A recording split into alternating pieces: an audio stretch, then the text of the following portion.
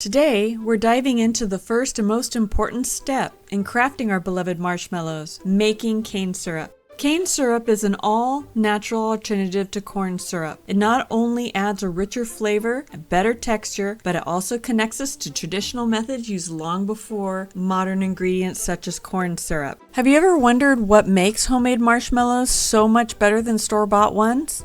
The secret is in the ingredients, especially the syrup. Most commercial marshmallows use corn syrup, but today we're stepping back in time to use a more traditional and flavorful alternative, homemade cane syrup. If you've never made your own cane syrup before, don't worry. It's simpler than you might think, and the results are absolutely worth it. So let's get started. For this syrup, we're using Emma Christensen's recipe from her blog, The Kitchen. See the link in the description.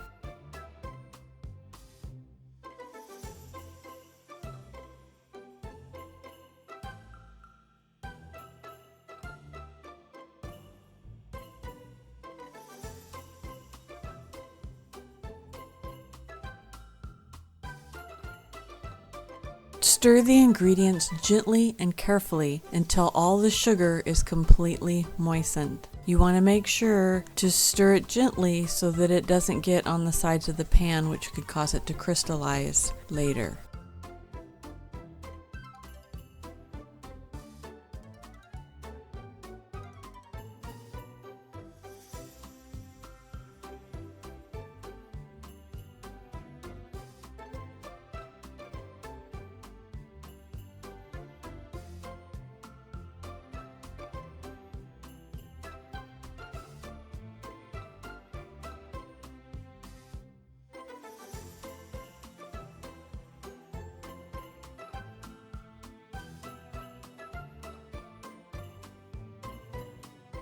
Make sure you don't stir past this point. Once the sugar is completely wet, insert a candy thermometer, making sure that the probe tip doesn't touch the bottom of the pan. Turn on high heat. You'll want to boil the syrup until it just reaches 240 degrees Fahrenheit. This is known as the softball stage, and it's better to be a few degrees under than over, so keep a close eye on that thermometer. When it hits the right temperature, turn off the heat, carefully move the pan to a cool spot on the stove. Now let the syrup sit undisturbed for at least an hour or until it cools completely.